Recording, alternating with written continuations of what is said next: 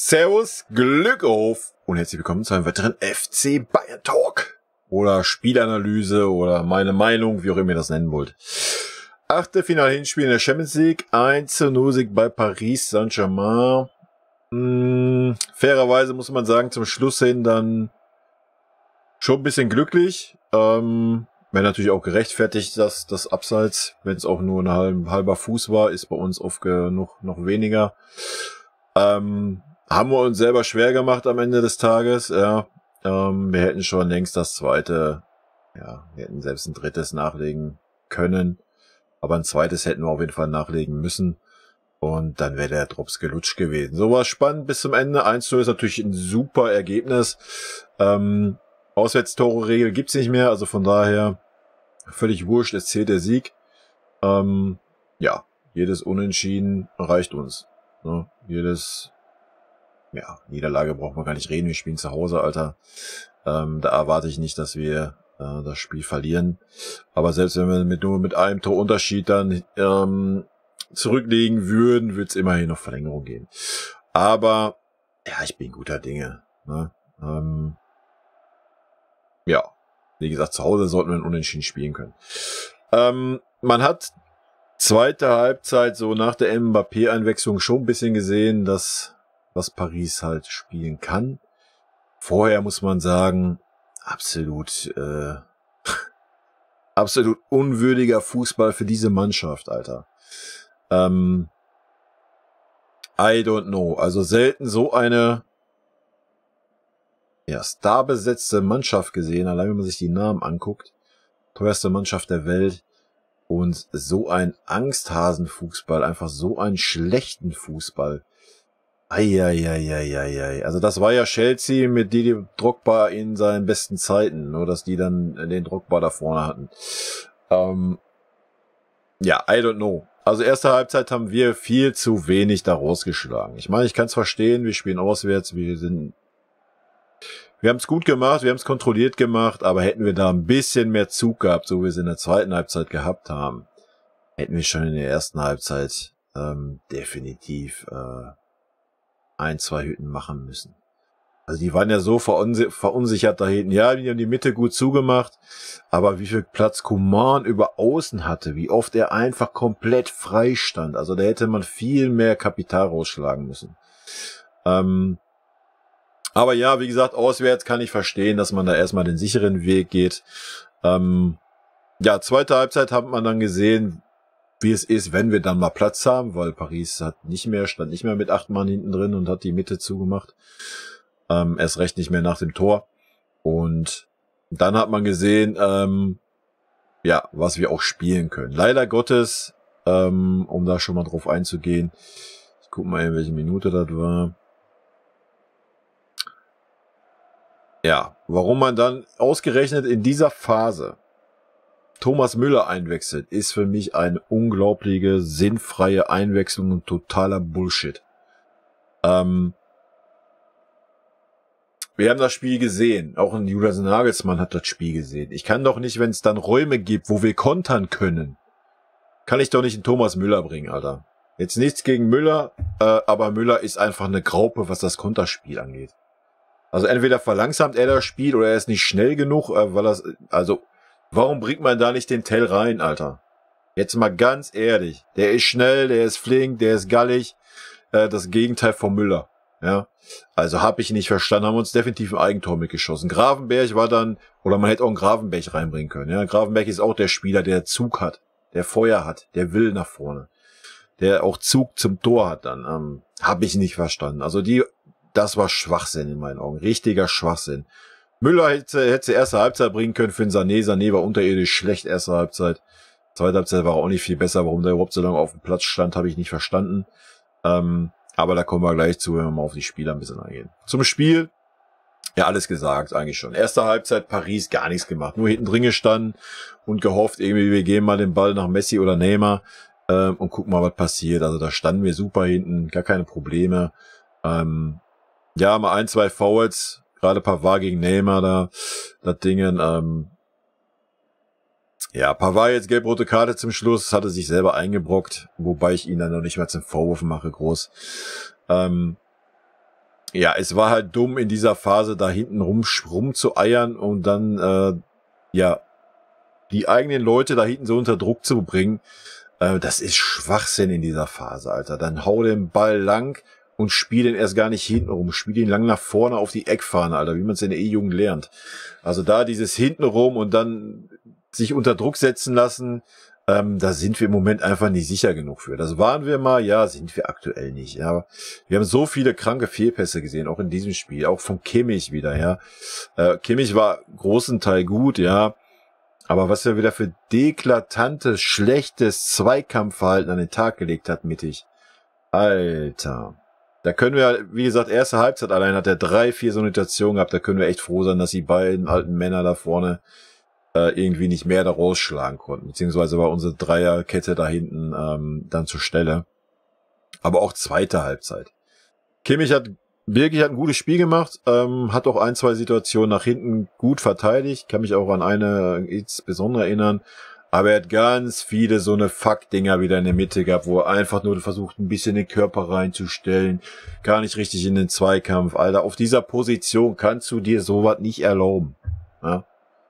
Wie gesagt, heute haben wir das Glück gehabt, aber ja, geht nicht. Ja, ich habe es auch nicht verstanden, erste Halbzeit, wo dann wieder ein Koretzka rumgeturnt ist.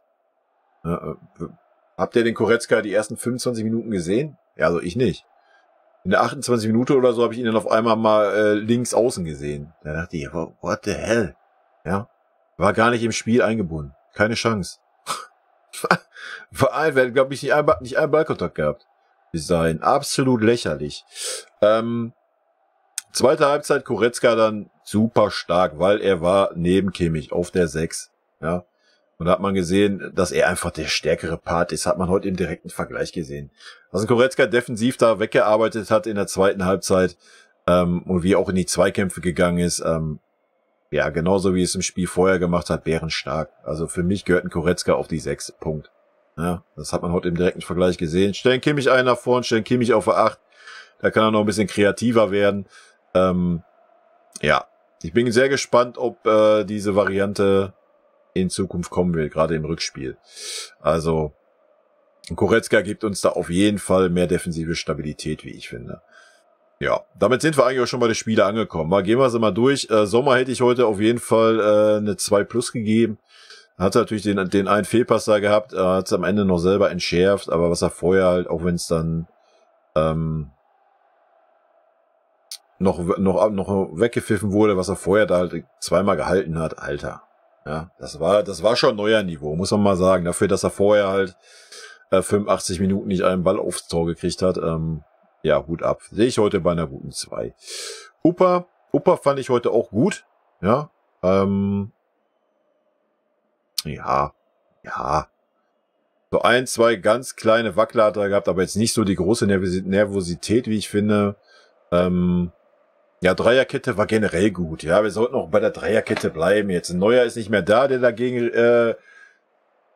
wie nennt man's, revoltieren kann. Ja, wir müssen bei der Dreierkette bleiben. Wir tun uns da viel einfacher mit der Dreierkette. Haben wir heute wieder gesehen, auch die letzten Spiele. Punkt, ja. Die 3 Innenverteidiger, okay, ob es jetzt ein Pavard sein muss, sei mal dahingestellt. Aber Pavard hat auch ein gutes Spiel gemacht für mich, ja. Gerade wo er auf der rechte, dritte Innenverteidiger war. Da war er richtig stark. Also, hat Neymar ist halt ein Drecksack, da müssen wir nicht drüber rumreden. Ich weiß auch nicht, warum Neymar erst so spät gelb bekommen hat einen Kimmich auch von hinten in die Beine getreten. Habe ich auch nicht ganz verstanden, ja. Er hat kurz vorher ein paar Wader für die gelbe Karte gegeben, den Neymar dann nicht. Naja. Gut, Upa würde ich heute bei einer guten 3 sehen. Pavard, ja, gelb-rote Karte, wie gesagt. Linke Seite ist nicht wirklich seine Position, muss man ihm mal ein bisschen zugute halten und wie dieses hinten rumgeeier dann bei dem Spielstand, Alter, habe ich auch nicht verstanden. Ja, dann muss man, so wie wir es danach gemacht haben, wo er dann gelb-rot runter war, die letzten 4 Minuten Nachspielzeit, ja, perfekt. Genauso musst du spielen und nicht hinten die Innenverteidiger da so unter Druck setzen, indem du diese scheiß Rückpässe da spielst und Paris anlaufen lässt wie die Stiere. Also, ja, selber schuld. Ich mache ein paar Waler keinen Vorwurf, Alter. Ja. Das Foul musste er ziehen. Klar, der Ball vorher war schlecht gespielt. Aber ganz ehrlich, es ist nicht sein starker Fuß auf der Seite und wie gesagt, dieses hinten rumgepimmelt fand ich nicht gut. Sonst hat Pavard echt ein gutes Spiel gemacht auf der rechten Seite. Hat mir gut gefallen. Würde ich auch noch bei einer sehr guten 3 sehen. De Ligt war ja der unaufgeregste, so wie schon im letzten Spiel, ganz souverän runtergespielt. War auch derjenige, der den Ball dann halt einfach mal weggepölt hat, wenn es sein musste. Ja, hat mir auch gut gefallen. Generell die 3 Innenverteidiger und Dreierkette fand ich heute gut. Ja. Muss man einfach mal sagen, so gegen Messi und Neymar ist das auch nicht so einfach und dann mit Mbappé noch dabei, den wir bis auf die eine Szene halt auch wirklich gut im Griff hatten. Ja, alle 3 sehe ich eigentlich bei einer 2, ne, können wir ruhig einfach mal sagen. Wie gesagt, Pavard würde ich da jetzt gar nicht so den Vorwurf machen. Goretzka habe ich gerade schon gesagt, erste Halbzeit komplett außen vor. So letzte Viertelstunde war er da mal ein bisschen zu sehen. Kann nur vom Nagelsmann kommen. Ja, so eine Anweisung kann nur vom Nagelsmann kommen. Also er macht das ja nicht extra. Wir haben es ja zweite Halbzeit gesehen. Doppel-6. Gut, erste Halbzeit kannst du natürlich argumentieren, du brauchtest keine Doppel-6. Fühl dich, aber dann stell doch vielleicht mal den Goretzka nach hinten und lass mal den Kimmich da ein bisschen vorne. Irgendwie ein bisschen Freilauf. Keine Ahnung, hätte vielleicht was gebracht. Deswegen würde ich ihm der erste Halbzeit auch gar nicht den Vorwurf machen. Ja, Paris stand mit 8 Mann hinten drin. 2 Viererketten, ja, da ging halt nichts für Neo, ne? Muss man mal ganz klar so sagen. Zweite Halbzeit für mich hat er ein sehr, sehr gutes Spiel gemacht, defensiv, bärenstark, sehe ich auch bei einer guten 3, schon eher auch eine 2. Kommen wir mal ohne 2, wir haben 1-0 gewonnen im Achtelfinale, Alter, auswärts bei Paris, da kann man auch mal ein bisschen extra Noten geben, ne? Cancelo habe ich nicht ganz verstanden, die Auswechslung, wenn ich ehrlich bin. Am Ende des Tages hat den Nagelsmann das richtige Händchen gehabt, weil Fonsi das Tor vorbereitet hat. Ansonsten war Fonsi aber auch schwach. Cancelo war gut, er war nicht so offensiv wie Coman auf der Seite. Aber es ging viel über die Seite, er hat auch viele Ideen gehabt, auch die Flankenwechsel waren gut. Was ich mir bei ihm noch ein bisschen mehr gewünscht hätte, dass er mal versucht hätte, bis zur Außenlinie zu gehen und reinzuflanken. Ich habe ihn nicht schlecht gesehen, ich habe die Auswechslung auch nicht ganz verstanden, aber ja, am Ende des Tages gibt es den Nagelsmann recht. Wir haben 1-0 gewonnen, also alles gut. Ich sehe ihn bei einer 3. Coman natürlich eine 2. Coman war heute bärenstark, ja. Hat erste Halbzeit, wie ich finde, hat er ein bisschen wenig noch gemacht aus dem Raum, den er hatte. Er hatte die ganze Seite, die haben ihn einfach stehen lassen, Alter. Der Hakimi hat nicht einen Stich gesehen gegen Coman, ja. Hakimi war heute eine Wurst, Alter. Hat von Hakimi nichts gesehen. Erschreckend schwach.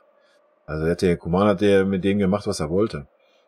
Zweite Halbzeit dann nicht mehr so auffällig, über die andere Seite, aber immer noch auffällig, hat das Tor gemacht. Dann angeschlagen leider raus. Und ja, dann fingen die Probleme halt an, ne? Weil, wie hieß er? Ich weiß gar nicht, wie er hieß.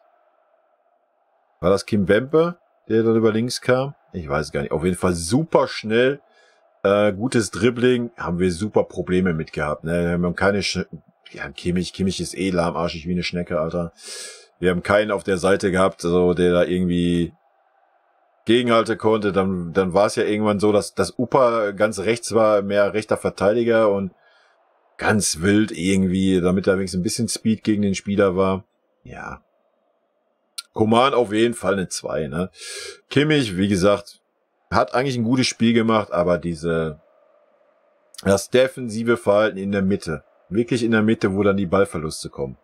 Das geht einfach nicht, Alter. Das muss er einfach abstellen. Also ich weiß es nicht. Ich verstehe es nicht. Entweder soll er das Foul ziehen, Alter, oder soll er gleich wegbleiben und was weiß ich was. Soll er sagen, ich möchte eine andere Posi haben. Also, das geht so nicht. Deswegen eine 3, ja. Sind wir mal human heute. Wie gesagt, die 0 stand am Ende des Tages, aber schwierig. Musiala gilt dasselbe wie für Goretzka, ja. Erste Halbzeit. Hast du gar nicht gesehen, dass er unbedingt auf dem Platz war. Ja. Wie gesagt, lag daran, die Mitte war komplett zugestellt. Er hat da mal 1, 2 Bälle gehabt, war er gleich umringt von 3, 4 Leuten. Was er kann, haben wir gesehen. Zweite Halbzeit war Platz da. Super Aktion gehabt.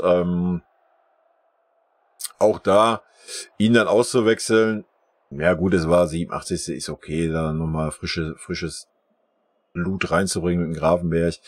Aber Musiala hat die zweite Halbzeit super auffällig gespielt, hat das Spiel angetrieben, ja. Aber er braucht halt einfach auch ein bisschen, oder wir als Mannschaft brauchten halt ein bisschen Raum. Und den haben wir dann gehabt. Und dann haben wir auch ganz gut nach vorne gespielt. Ne? Ja, Musiala sehe ich bei einer 3. Choupo sehe ich heute auch bei einer 3. Choupo hätte hat einfach zu wenig gemacht aus seinen Chancen. Sind wir ganz ehrlich. Vielleicht ein bisschen zu sehr gewollt, zu sehr verkrampft, weil so gegen Ex-Club, ich weiß es nicht, vielleicht hat das Quäntchen Glück gefehlt. Aber er hätte ein Tor machen müssen heute. Meines Erachtens nach hätte er eins machen müssen. Aber ansonsten hat er, ja, hat geackert, hat versucht, hat gemacht, hat die Bälle auch versucht wieder zu halten und abzuklatschen und so. Man hat es auch ganz klar gesehen, wo er dann raus war. Wir haben keine Bälle mehr vorne festgemacht. Nicht ein. Ja, Thomas Müller war absolute Flachpfeife. Ja, also lächerlich. Wirklich absolut lächerlich. Nichts, das ist dann mal was gegen Thomas Müller. Der kann ja nichts für, ja. Er kann nur das spielen, wo er der Art Spieler für ist. Es war die verkehrte Einwechslung zu der Zeit. Ja, man muss sich Müller bringen, nur was ein Champions League Achtelfinale ist, wenn er nicht passt. Ja, und er hat nicht gepasst in dieser Phase. Hätte vorher gepasst in der ersten Halbzeit, wo ein Sané Totalausfall war. Da hätte man den Müller bringen können. Es war kein Raum da, alles eng bei eng. Dann ist ein Müller gut. Er hat ein paar unkonventionelle Ideen, Laufwege. In der Phase Müller zu bringen, war völliger Schwachsinn. Haben wir uns einer starken Waffe beraubt. Ja, entweder hätte Choupo draufgelassen, der es echt gut gemacht hat, aber wenn er zu platt war, hätte es einen Tell gebracht. Ja, der Speed hat, der Feuer hatte. Ordo hätte sogar einfach einen Gravenberg gebracht, hätte ihn nach vorne hingestellt. Also wäre genauso gut gegangen. Habe ich nicht wirklich verstanden. Aber gut. Choupo 3, Sané.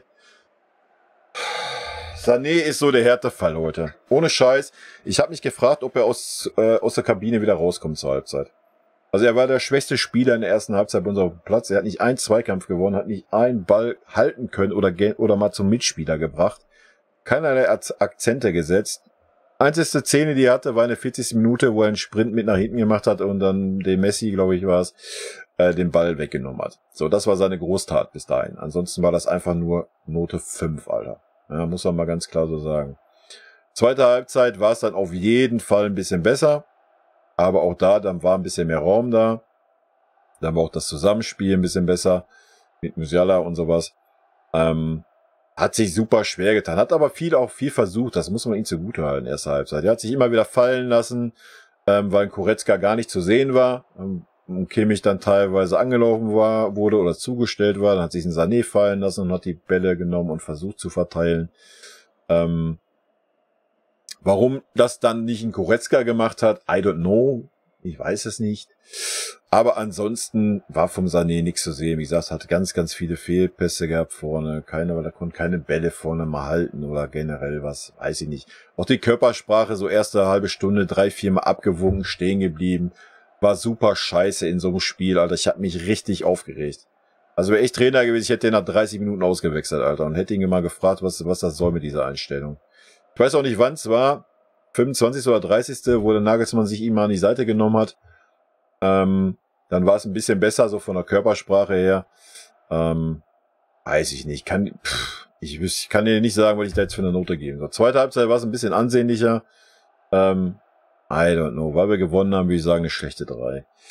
Stunny brauchen wir nicht bewerten. Gravenberg auch nicht. Gravenberg hat es gut gemacht dann. Gerade in der Nachspielzeit da die 4 Minuten mit dem Serge zusammen da schön Ball hin und her gespielt. Thomas Müller, wie gesagt, Totalausfall, hätte schenken können. Auch das Ding, den Konter. Wir haben es da gesehen. Das war das beste Beispiel. Alter, der Konter ist super gespielt. Er braucht den Ball eigentlich nur mal einmal kurz rüberlegen. Da standen 2 Leute, oder waren sogar 3, im Strafraum einfach frei. Es war ein Spieler dazwischen vom PSG, wenn ich mich richtig erinnere. Was macht er? Er knallt den Ball aufs Tor und schießt ihn in den Mond, Alter.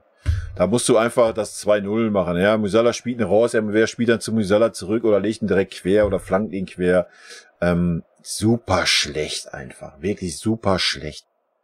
Aber er ist halt auch nicht der Spieler dafür. Machen wir uns nichts vor. Müller ist der Spieler, jo, wenn das Spiel steht, kannst du ihn bringen, freie Räume, Blasels.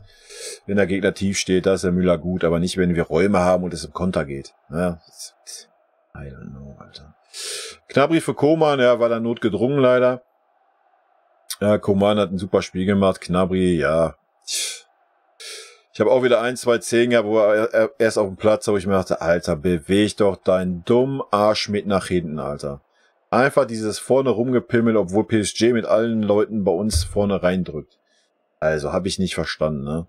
Aber dann war es ein bisschen besser. Wie gesagt, dann hat er auch mal versucht, den Ball zu halten. Und so. Dann hat das gut gemacht. War okay.